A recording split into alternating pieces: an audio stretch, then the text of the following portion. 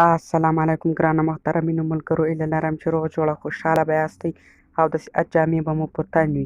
په دغه ویډیو کې به زه تاسو ته دروغ یم چې تاسو څنګه کولی شئ چې انګلیش جمله پښتو ته ترجمه کړئ. نو ډېر خوندور اپلیکیشن مې راوړی دی.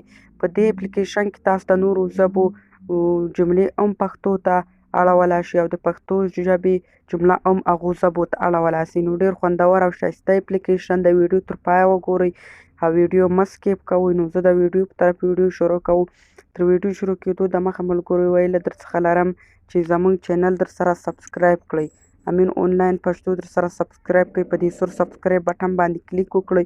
ورسره د ګنټې نښان او په آل باندې کلیک وکړئ تر څو زموږ هره نوې ویډیو لومړی تر تاسې پورې در ورسېږي. نو زه د ویډیو په طرف ویډیو شروع کوم.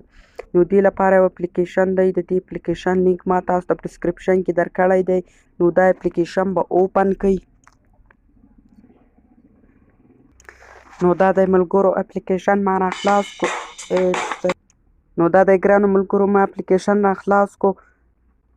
دلته چې اوس تاسو کوم زبان ورته انتخابوئ هغه ورته انتخاب کړئ چې هر زبان لغات ترجمه کوئ. نو زه اوس دلته ورته پښتو انتخابوم. دا دی زه به اوس ورته پښتو انتخاب کړم. اوس دلته زه یو لیکنه پیسټ کوم.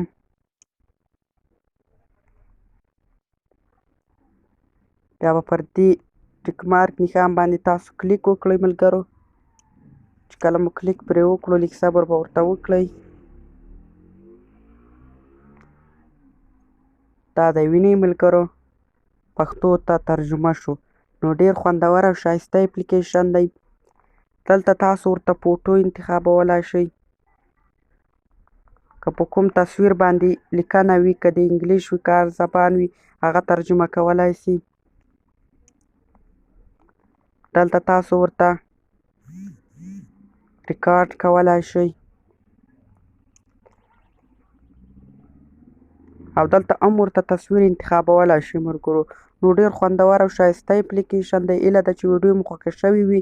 تر بلې ویډیو په الله سپارم. د خدای په امان.